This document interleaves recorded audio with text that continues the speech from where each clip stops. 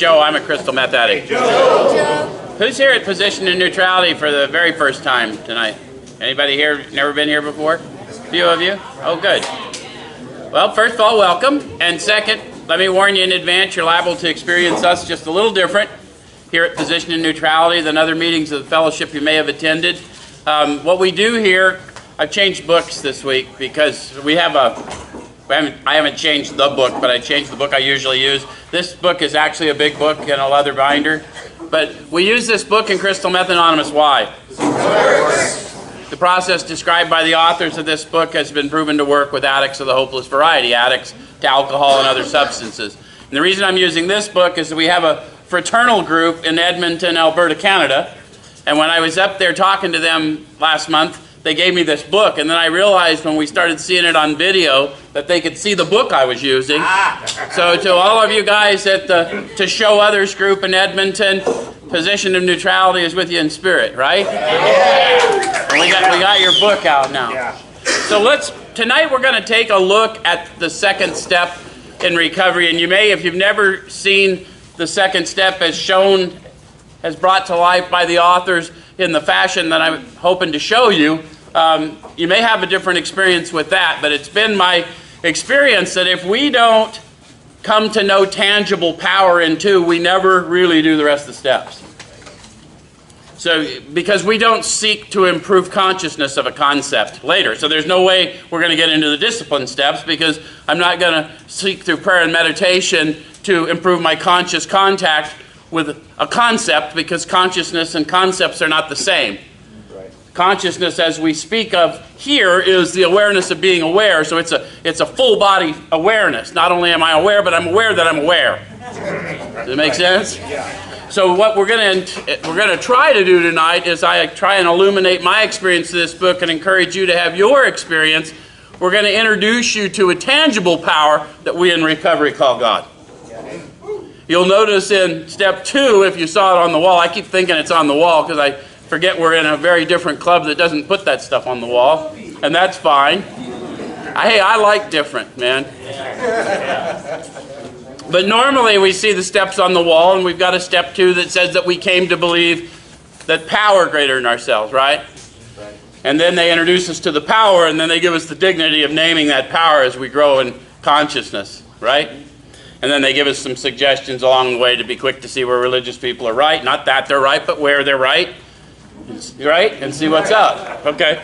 So the step 2 instruction starts in chapter 4 of your book.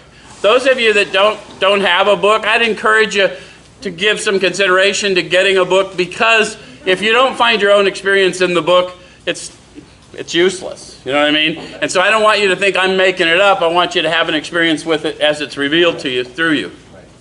Okay, so the chapter's called We Agnostics. And it says in the preceding chapters, you've learned something of alcoholism. So what have we learned of alcoholism in the preceding chapters? Who was here last week? So we learned a little something about what they tell us the one symptom was that we all have in common if we're alcoholic. Physical cravings once we consume it. Yeah, that manifestation of an allergy or a physical craving. We may have many other similarities, but we have one physical symptom in common if indeed we're alcoholic. When I put it in my body, I can't control the amount I take. I experience a physical craving beyond my mental control. Any of you? Yep. Okay. Okay, so then it says, we hope we've made clear the distinction between the alcoholic and the non-alcoholic. Did they do that when they talked to you about the hard drinker versus the alcoholic? Yep. The hard drinker, given sufficient reason, can stop or moderate. Yep. So it's pretty simple. Can you stop or moderate? No. Or do you think that's silly? Why would you? What the fuck is moderate, right? Okay. All right, so basically that's where we draw the line. And then it says, if, when you honestly want to, you find you cannot quit entirely. Is that true for you? Yes. Stop and stay stopped. Okay. Or if, when drinking, you have little control over the amount you take. Yes. Have you discovered that? Yes. Which did you discover first? The second. Sean doesn't have all the answers. He just has the answers for him. So how many of you didn't discover that drinking too much was a symptom, that you didn't until you found out you couldn't stop and stay stopped, and then you ended up in rooms like this and someone explained to you you had this manifestation of an allergy, or maybe in a clinical setting somewhere. So some people learn it that way. And some people find out they're getting out of control, and they try desperately to control while they're drinking, and then they realize there's a problem and they seek help from that. Does that make sense? And either one of those are true, then you're probably alcoholic. Right. And you're the only one that needs to know. Okay? So far.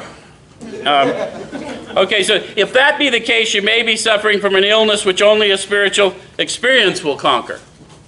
So they disguise words because they know our religious prejudice when we get here.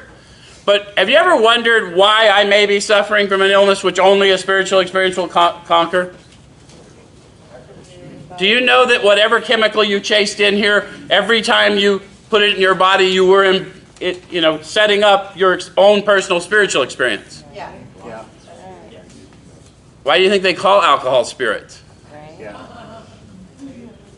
So they've never suggested that we sit here abstinent, folks. They suggested that instead of invoking a spiritual experience of a synthetic type, that we bring about or we invite in a spiritual experience of a organic type. Right. I'm not talking about smoking dope. I'm talking about maybe a divine nature, right? So if that's so, you may need that. If you're not good at sitting around abstinent, you may need spiritual inebriation. Does that make sense? Yep. Okay. So to one who feels he's atheist or agnostic, such an experience seems impossible. How many of you hearing me even say those words are like, oh, that's bullshit? Because it happens. It happens. But to continue as he is means disaster. So they're setting up what the requirement is. If you think to continue as you're going, holding on to your old ideas, might mean disaster, then you might want to consider the power we're about to introduce you to. Right. Are you open to that introduction? Yes. Okay. All right. So then it says, especially if he's an alcoholic of the hopeless variety. Then they talk about our state of mind. To be doomed to an alcoholic death or to live on a spiritual basis are not always easy alternatives to face. They're not, are they? But have you ever asked yourself why they're not? Happy, joyous, and free, alcoholic death. Can I get back to you on that? Yeah. Any of you relate to that? Yeah. Because we don't know what it is, we fear what we think it is. Right. Remember when they told us the main problem of the addict centers in the mind? Yep. So the entire problem in this instance is in my mind because I don't know what it is, but I fear what I think it is. Yep. Therefore, I'll just continue as I am. But that may mean disaster. Any of you ever get to that point? Oh, yeah. Okay, so that's where we find ourselves if we're at that step 2 experience readiness. Yes? Okay, now they go on to describe their experience on the other side. Remember, this is past tense, so they're going to tell you what happened to them who thought this way. But it isn't so difficult. About half our original fellowship were of exactly that type. So what type? Atheist or agnostic. Atheists or agnostics declared, right? They either believed God could not be proven to exist or that God did not exist, period. Right? And then the other half had to be what? Recovery. Believers of some sort that were drinking themselves to death. Right. So we've either got believers or non-believers, but all of us are dying in the same spiritual malady. Right. Does everyone fit into that group? Yeah. Okay. All right. So at first, some of us tried to avoid the issue, hoping against hope we were not true alcoholics. So anybody relate to that? Yep. Okay. But after a while, we had to face the fact that we must find a spiritual basis of life or else. Perhaps it's going to be that way with you. But cheer up. Something like half of us thought we were atheists or agnostics. Our experience shows that you need not be disconcerted. So they didn't remain atheist or agnostic. The experience of the power they were introduced to changed their mind. Right. Does that make sense? Yeah. And you can sit there atheist or agnostic in recovery if you want because we have no requirements. But I ask you, if you can sit here high without the dire consequences, or you can sit here sober, have another piece of fucking cake, what would you rather do? I'm just asking the question. Yeah. Because if you've seen people that are really in this manner of living, we're not sitting around abstinent. Nope. Okay, so if a mere code of morals or a better philosophy of life were sufficient to overcome alcoholism, many of us would have recovered long ago. So how many of you tried that? Yeah. I'll adopt the steps as the solution and I'll live better. Then you found out you couldn't quite live up to it, but you could see how other people were living up to it less. Any of that happen? None of you have had that experience? Or you came to the fellowship, you didn't know anything about the steps, but you came here to not pick up no matter what, because someone said so. Did you find out you pick up no matter what? Perhaps. Okay, so such codes and philosophies did not save us, no matter how much we tried. We could wish to be moral, we could wish to be philosophically comforted. In fact, we could will these things with all our might, but the needed power wasn't there. So we're going to come to believe in power because the needed power wasn't there. Are you all with them at that point? Yeah. I've tried to be all these things, and I've fallen short, and then I say, screw it. Yeah. Right. Because I don't have the power. I lack the power. Does that make sense? Yeah. Okay, so our human resources, as marshaled by the will, were not sufficient. They failed utterly. How many of you had the experience of your human resources, as marshaled by the will, not sufficient? Then what happened? Did you try again and then fail utterly? Or usually that's what happens. A series of trying. I'm not going to do it no matter what. It's not safe for me to have even one, not even a little cocaine holiday at Thanksgiving. Nothing. Right? And then somewhere out there, perhaps I overreacted. Right? Okay. So what it tells us is lack of power. That was our dilemma. We had to find a power by which we could live, and it had to be a power greater than ourselves. So they put that in italics. They didn't bother to tell us that that power greater than ourselves probably had to be in ourselves because the main problem centered in our mind. So as we go through the instruction, keep that in mind. How many of you had the power of the group, left the group, got high?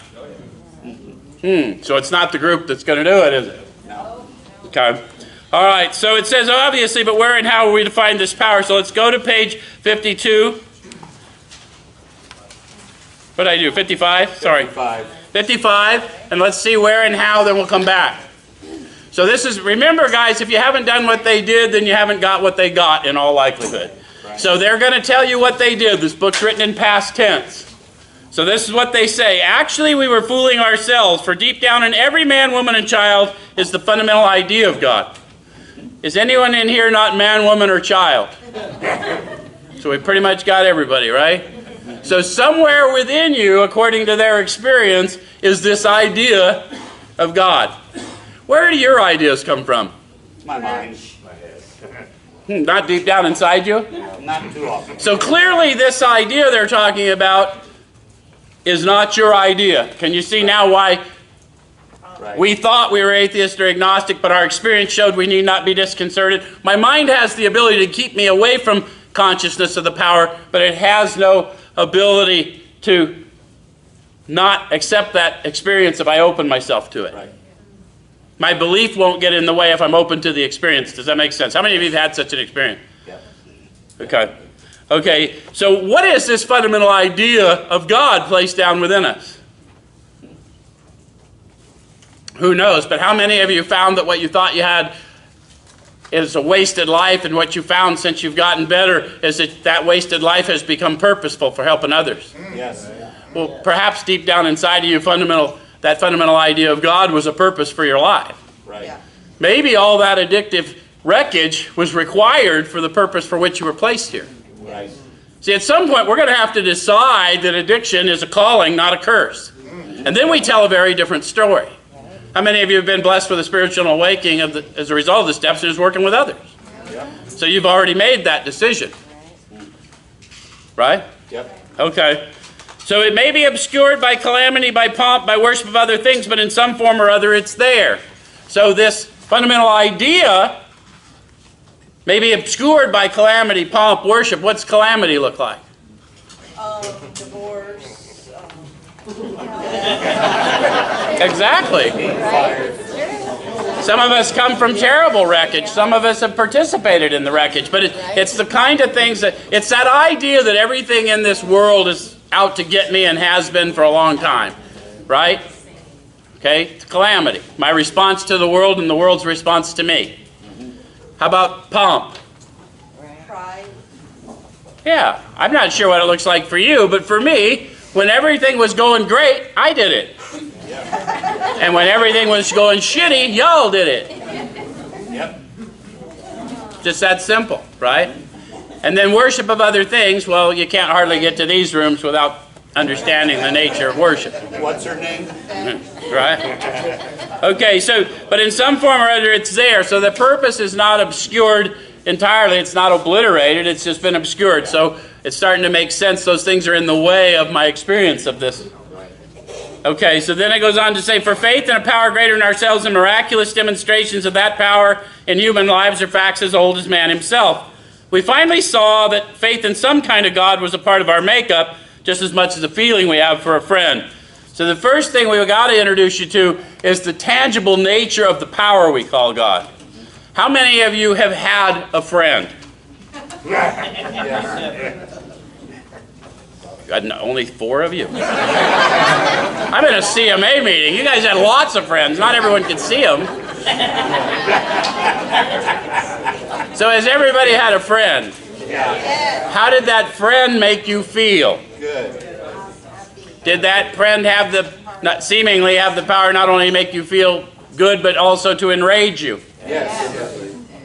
Okay, so what we're saying is if you've ever had a feeling for a friend, you know enough about this power we call God to get started. And no, for you religious ones, I'm not saying that God is a feeling. What I'm saying is your awareness of the feeling is the power we call God. Right. Which is why we want to seek to improve consciousness so we're not driven by emotion. Does that make sense? Yes. So first we're going to have to get introduced to the power, then we're going to have to prove consciousness of the power, and eventually we're going to employ our thoughts and emotions instead of them employing us. If we agree that we've been driven by fear, self-seeking, self-delusion, self-pity, right? Which are all thoughts and emotions.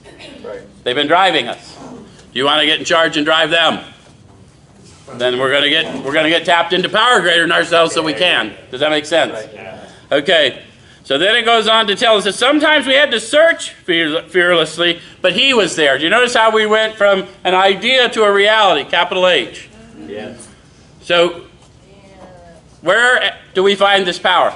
Deep down inside. Deep down inside, and how do they find it? Searching fearlessly. Sometimes they had to search fearlessly. Does it start to make sense now that I'm preparing to make a decision, the first step of which will be a searching and fearless moral inventory of me, Right. so that I can get a flow going, so I can get moving. Yep. I'm going to take a look at what those calamities, pomps, and worship look like, so I can witness better to the one who still suffers what I was like, what happened, what I'm like now. Right. Does that make sense? Yep. It's all supposed to make sense. If it doesn't make sense, you're supposed to say that doesn't make any sense. And if we can't explain it to you so it makes sense, either you don't want to hear it or I don't understand it well enough. Yep.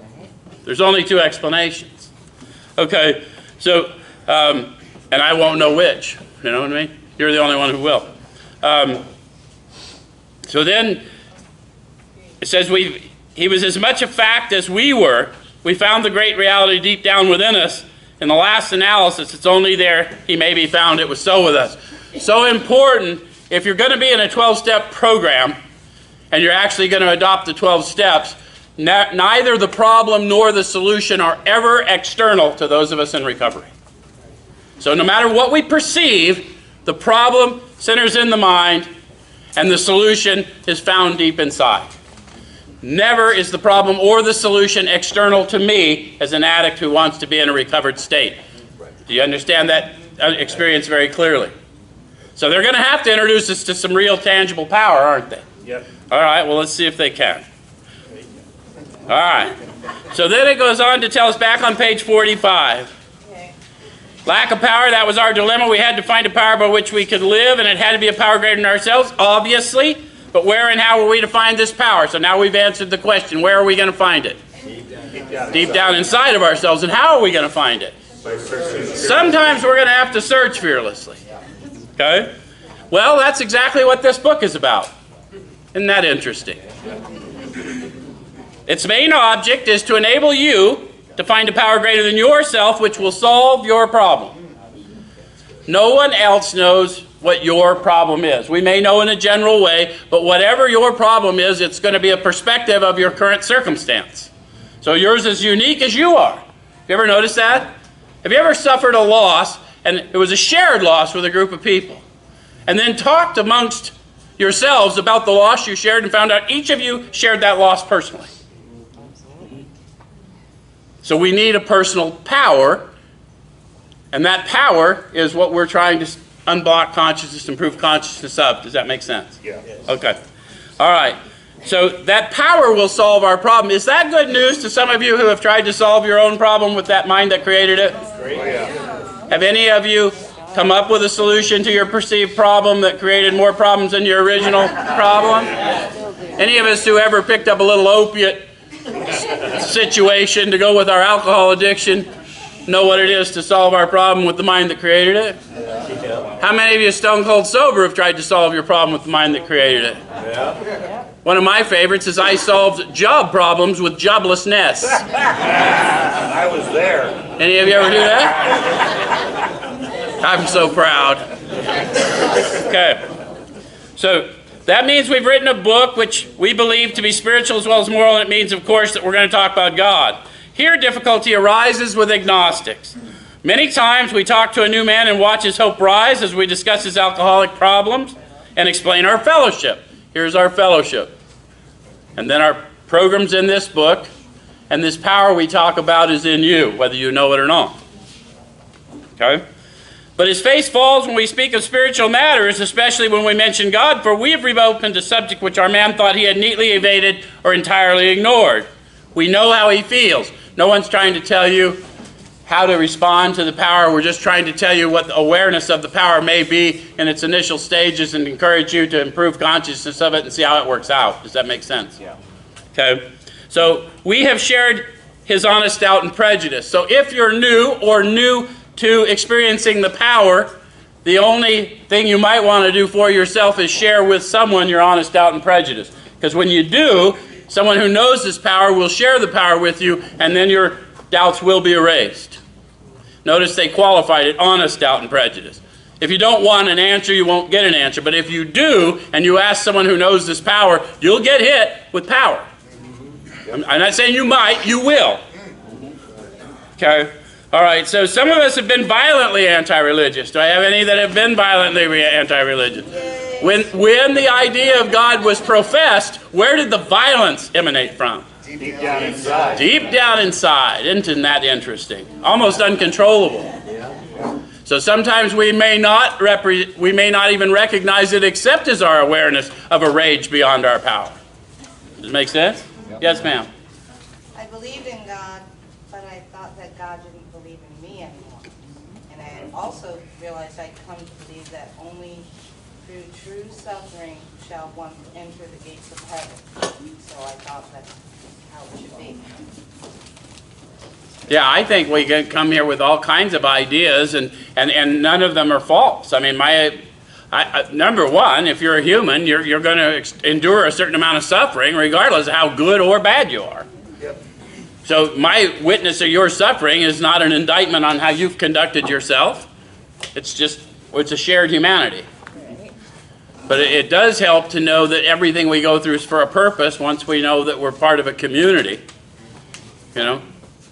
So some of us have been violently anti-religious. To others, the word God brought up a particular idea of him with which someone had tried to impress them during childhood. So to her point, an idea, and so a teaching, a religious teaching, but we're not teaching religion. In fact, we're not teaching anything. We're introducing you to power. That power is the teacher, and all we're saying is we're going to introduce you to that relationship with a power within you. Yep. And it's a tangible power, and we're going to give you a relevant manner of living to employ the power through. Does that make sense? Yes. Okay. So perhaps we rejected this particular conception because it seemed inadequate. So how many of you have had that, gone on a quest, even though you didn't see yourself as religious, started studying Buddhism, Sikhism, various different faiths, and Okay, so that's part of the whole searching, but that's still outside of us, so ultimately we're going to have to go inside, isn't it? Which is a place whether we claim to or not, we don't really like to go. How many of you have had someone when you first started doing this stuff, and you call them and said, what is this going on for? Why is that? And the answers for you are in you. Right. Well, fuck that! The answers for you are in you, right? Those of us that are working with others, as bad as we want to have an opinion for their life, we know we don't know enough about their life to have one. Not an informed one. There's only one who has all power. And that one, does it make sense? Yep. Okay. So perhaps we rejected this particular conception because it seemed inadequate. With that rejection, we imagined we had abandoned the God idea entirely. How many of you imagine you have abandoned the God idea? It's probably a good idea to abandon the God idea, because God's not an idea. God's an experience. And if you haven't been told, I don't know how to say it any clearer, in recovery, God is the subject of our experience rather than the object of our belief. So when we bear witness to that power and what it's doing through me. Does that make sense? Okay. All right. So we were bothered with the thought that faith and dependence upon a power beyond ourselves was somewhat weak, even cowardly. How many of you have been bothered with such a thought? Okay. We looked upon this world of warring individuals, warring theological systems, and inexplicable calamity with deep skepticism. We looked askance at many individuals who claimed to be godly. Yes. That happened? Oh, yeah. People were acting like people, and it convinced you God wasn't real because people were people? I know it sounds silly, but that's what we do. Yeah. Because God is a signpost that we can all agree to call this power. Does that make sense? We're going to look at that tonight. So you kind of got to open your mind a little to the fact that when we start talking about it, we're really talking about power here. So some questions they ask ourselves. You would ask yourself these questions. How could a supreme being have anything to do with it all? How could a supreme being have anything to do with all these things going on? Right. And who could comprehend a supreme being anyhow? Have you ever had that thought? The supreme being. Sean's got the test answers. So if I know that only a supreme being could comprehend a supreme being, how come I spend so much time trying to comprehend a supreme being? Because we're spun like a monkey. Well, I know I meet lots of people that are not addicts that spend a lot of time trying to explain this to me, and they don't make any more sense than anybody I've ever heard here. None of us can fully define or comprehend this power we call God. They tell us that clearly. Right. Okay, so yet in other moments we found ourselves thinking, when enchanted by a starlit night, who then made all this? Have you ever had that happen? Yeah. Been out in nature and just saw something so amazing that you had an experience with it? Almost an out-of-body experience. You can almost see yourself having an experience. Yeah. They say there was a feeling of awe and wonder, but it was fleeting and soon lost. Do you see what they're talking about? Yeah. We've got to make sure we get this experience. How many of you have been in an accident or a dangerous situation? I'm in a CMA meeting. Come on. So you've been in a dangerous situation. When that happened, in that accident, in that gunfight, in that moment where everything seemed so real, did time seem to slow down for you? Yes. When that happened, you experienced your consciousness. Some of you felt that. Right. Those of you who felt that, that's the power we call God. Right. And those of you who aren't latching in, you should, because this is a good hookup. So you see, you're still feeling it. It's still going on. And that's what we want you to know. It's tangible power. So we're going to seek to improve consciousness because it's a feeling of awe and wonder. Does that make sense? Yes. Okay. How many of you are athletes? Or were athletes? Do you remember at the time you made the perfect catch, the perfect dive, the perfect throw, the perfect whatever you were into, the perfect shot? Did you notice how there was no thought or effort on your part? No doubt you knew what you were doing. Right. That's when you experienced your intuitive self. Another name we call this power.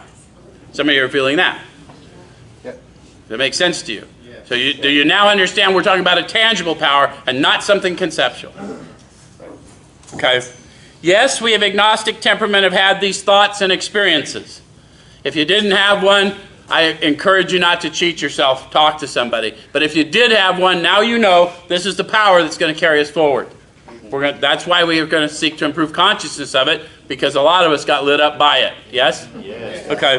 Okay, let us make haste to reassure you. We found that as soon as we were able to lay aside prejudice and express even a willingness to believe in a power greater than ourselves, we commenced to get results, even though it was impossible for any of us to fully define or comprehend that power which is God. So they're telling us clearly that we're going to come to believe in power. You call it what you will. The power will reveal itself to you, and you will come up with the answers as indicated. Does that make sense? It will probably express itself as power, peace, happiness, and a sense of direction. And it will be noticeable by others watching you. Okay? Say, much to our relief, we discovered we did not need to consider another's conception of God. Why not?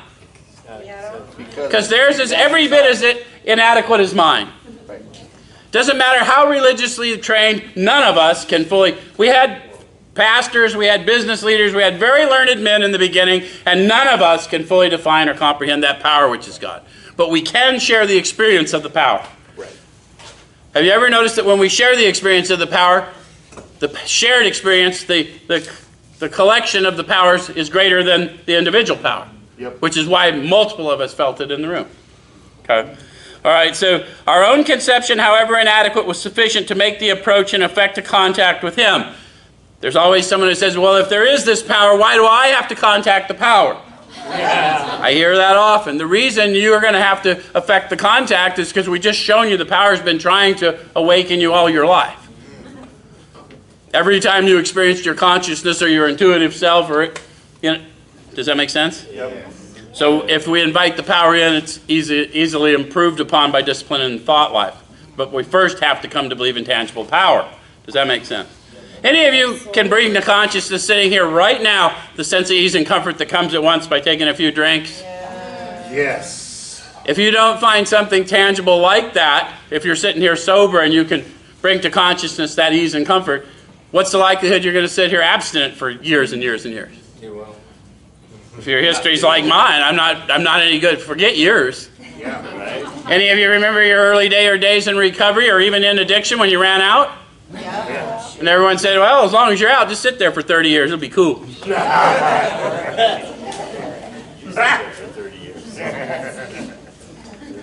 It's ridiculous that people like me can sit here abstinent for any period of time. Right. Okay, so it goes on to say, as soon as we admitted the possible existence of a creative intelligence, a spirit of the universe underlying the totality of things, we began to be possessed of a new sense of power and direction, provided we took other simple steps.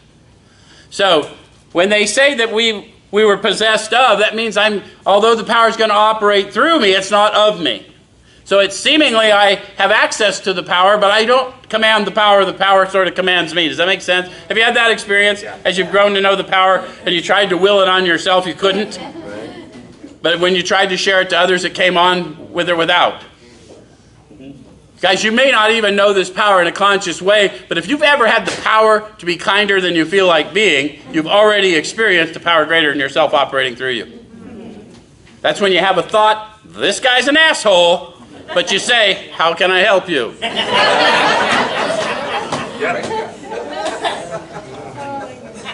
We deny that this exists, but it does exist, or we wouldn't see the thought and act in another way, because we live in a world of action-reaction.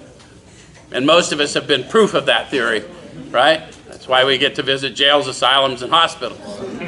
Okay, so we found that God does not make too hard terms with those who seek Him. The realm of the Spirit is broad, roomy, all-inclusive, never exclusive or forbidding to those who earnestly seek. It's open, we believe, to all men. We're talking about the family of men.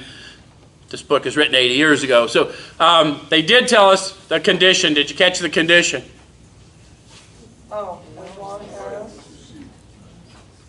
We were going to be possessed of a new sense of power and direction, provided we took other simple steps. What do you imagine those are? 12 steps. We got introduced to power in 2, and we're willing to believe that this power, greater than myself, could restore me to sanity. So the simple steps might be make a decision, take a look at my calamities, pomps, and worships, share it with another human being. Make sense? Okay. Should make sense. If it doesn't make sense, don't do it. So when therefore we speak to you of God, we mean your own conception of God. So we don't stay at conceptions, but we start at conceptions. Does that make sense? And that's why step 2 introduces you to power so that you can open your mind if the conceptions are blocking you off. How many of you had the experience of conceptions blocking you off, but once experiencing the power, your mind opened up? So our experience shows we need not be disconcerted. Now you understand what they're talking about. All right, so this applies too to other spiritual expressions which you find in this book. Do not let any prejudice you may have against spiritual terms deter you from honestly asking yourself what they mean to you. So don't misread that either. Just because I don't want prejudice to deter me doesn't mean prejudice won't deter me with or without my awareness. But if I find myself not moving forward for some reason, what the old-timers used to do is hand us a dictionary and say, find a definition in the dictionary of that word that doesn't bother you. Don't change the words, change your mind. Because the words were agreed upon by the body. Does that make sense? The first 100 who recovered. Okay. All right, so at the start, this was all we needed to commence spiritual growth to affect our first conscious relation with God as we understood Him. So a conscious relation with God as I understand Him means an awareness of being aware of this power. So my understanding would have to be power. Does that make sense? Yeah. You go back to Bill's story. Bill talks about Evie was inexplicably different when he came in, although Bill was drunk and drinking. Yep. And then as they started talking, Bill started having revelations. Again, still drunk and drinking, but now he's starting to have recollections of that time in the graveyard before he went to war. And he had needed and wanted God, and the presence came on him, right? He was there. And he talks about how the real significance of that moment in the cathedral burst upon him while he's sitting there with Evie. Well, what was the real significance? Well, the power was with me before I went to war. And I was looking at a gravestone of a soldier who had survived war and then drank himself to death. And now here I am in New York having survived war, drinking myself to death. The real significance burst upon me. That power was with me then. That power is with me now. And here it is. Wake up, Bill. Some of you are feeling that, right? So that's what happens. So by the time Bill makes a decision, God as he understood him is an experience even though he remained a devout agnostic. Does that make sense? Okay, in other words, he doubted. Show me, don't tell me. And the whole book's about show me, don't tell me. Okay, so afterward we found ourselves accepting many things which then seemed entirely out of reach. That was growth, but if we wished to grow, we had to begin somewhere. So we used our own conception, however limited it was. Please don't stay at your own conception. You're cheating yourself. Unless you're the kind of guy that runs around and says, the floor's the limit. Don't stay on the floor. There's consciousness, there's a height in your thought life that you can go to when we let go of our worldliness. Does that make sense? Yes. Okay, so we needed to ask ourselves but one short question. Do I now believe, or am I even willing to believe, that there is a power greater than myself? Now we have a come to believe step, and one of the things that we have to come to believe first is that alcohol, cocaine, methamphetamines, heroin, whatever is a power greater than me. And if you don't believe that, then nothing we can do. Go forth and don't pick up. Right? We're not here to argue the point. If you think you can control your drinking, step over to the nearest bar room. Have a few. Stop abruptly. Step over to the nearest dope house. Take a puff. Walk right on out. We're not throwing you under the bus. It won't work until you honestly want to and are willing to make the effort. So I don't need a power greater than me if I've already got one that I still think I control. Okay? As soon as a man can say he does believe or is willing to believe, we emphatically assure him that he's on his way. It's been repeatedly proven among us that upon this simple cornerstone, a wonderfully effective spiritual structure can be built. So what is this cornerstone? Belief in the power of God. Based on a tangible experience. That power of God is willingness. But we've mistaught that over the years and said, that one's not willing. Of course, because they've never been introduced to the power of God. But the power of God is willingness. How many of you had all these steps explained to you, but never really did an honest inventory. And then one day, someone explained it to you, or you hit the power hit you, and all of a sudden you had a great inventory. Could not be slowed down. Yeah. What changed? Process didn't change. Willingness. You invited the power in. Yeah. Okay, so that was great news to us, for we assumed we could not make use of spiritual principles unless we accepted many things on faith which seemed difficult to believe. Yep. When people presented us with spiritual approaches, how frequently did we all say, I wish I had what that man has. I'm sure it would work if I could only believe as he believes. Yep. How many of you have had that kind of an experience? Yep. How about if someone just told you you do? You wouldn't recognize it if you didn't have it. And our job here is to wake you up to it. But I cannot accept as surely true the many articles of faith which are so plain to him, so it was comforting to learn that we could commence at a simpler level. Is it comforting for you to learn that you can start wherever you are? Yes. You're fine where you are. We're not here to clone you. However you present is fine. We're going to try to awaken you if you will participate in the process. But anything we ask of this power, the power is going to use us to do it. So you're going to have some buy-in at some point. Because have you ever asked God to take away your difficulties and you thought, oh, my fines are going to go away? Nope. You got a shitty job so you can pay your damn fines. Is that what happens? Yeah. Maybe you got a good job, but depends on how much fines, I guess. Okay, so beside a seeming inability to accept much on faith, we often found ourselves handicapped by obstinacy, sensitiveness, and unreasoning prejudice. Any of you ever found yourself handicapped by that? Yeah. I used to hear it a lot in AA rooms. I'm sensitive because I'm alcoholic. Did you ever hear that? It's a misreading of the book. You're not sensitive because you're alcoholic, but because you're alcoholic, if indeed you are, your sensitivity is killing you. So if I don't improve consciousness and start employing that emotion and thought that's causing my I either go through life thinking you caused how I think and feel, or I go through life taking 100% of responsibility for my emotional nature and don't give you the power to cause how I think and feel. Many of us have been so touchy that even casual reference to spiritual things made us bristle with antagonism. This sort of thinking had to be abandoned.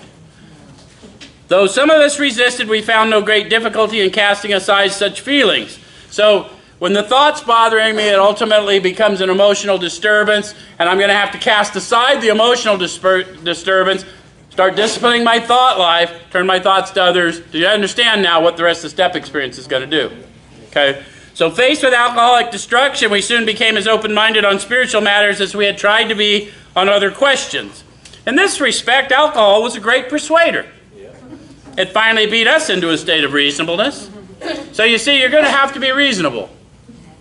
The only question you got to ask yourself at any given time is, am I reasonable? Right? Okay. Sometimes this was a tedious process. How many of you had a little trouble with that reasonableness clause? Still do.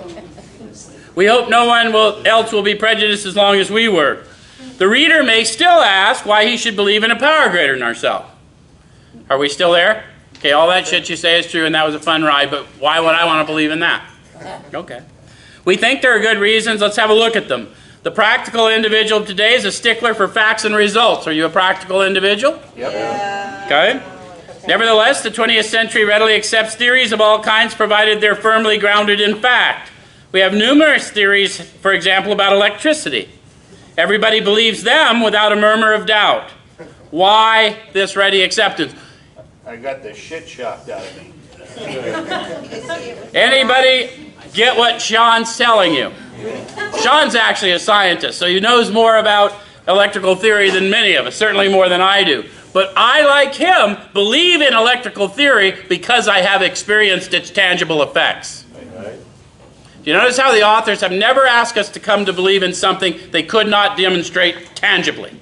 Right. They're calling our attention. You believe in electricity, why? Because if I hit the switch, the lights come on. That's all I need to fucking know.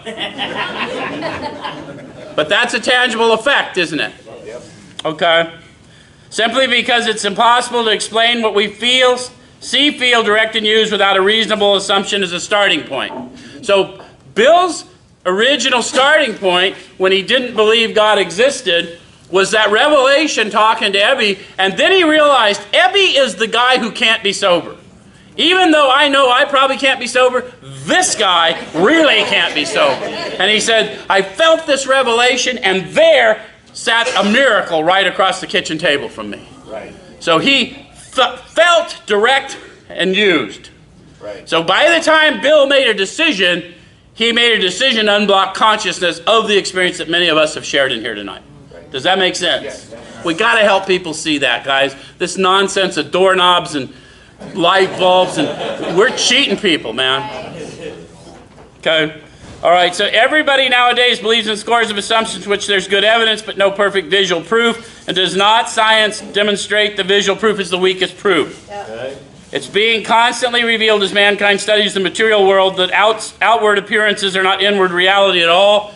To illustrate, the prosaic steel girder is a mass of electrons whirling around each other at incredible speed.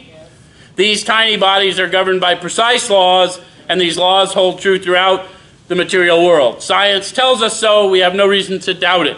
So they're just talking about solid structure is really these electrons whirling around at incredible speed. And I suggest to you, so are you. But we see ourselves as the idea we hold of ourselves, but what we know from science is what we really are is tiny electrons whirling around at incredible speed. So I suggest you one more thing. If that's true and you are subject to the laws of physics, at the cellular level, you are nothing but action-reaction. That's how you're wired. Do you accept that? Yeah. Then how is it without consciousness of a power greater than me that I'm able to be kinder than I feel like being? Because of consciousness. Because of consciousness. Does that make sense to you?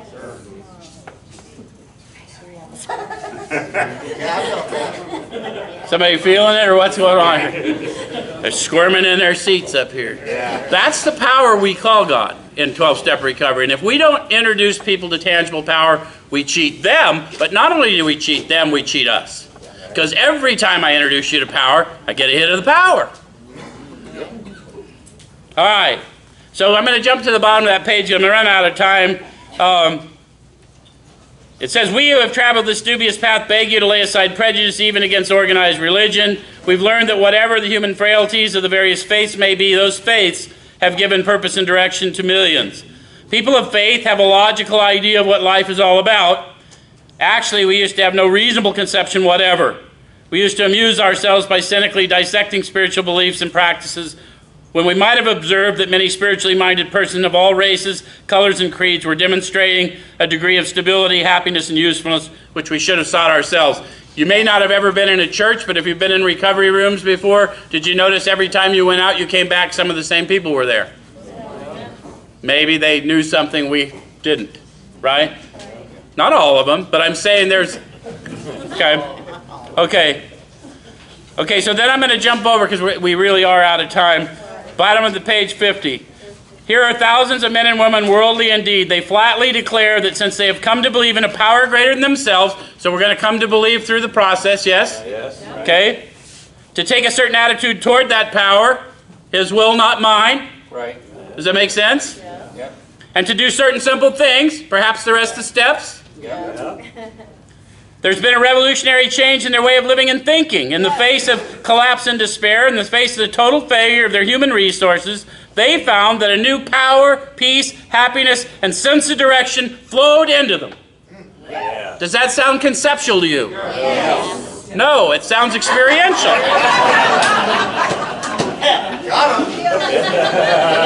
Keep coming back. We don't ask you to believe in a concept here. We ask you to believe in power. We ask you to share with us in the power. Thanks. We'll see you next week. Yeah.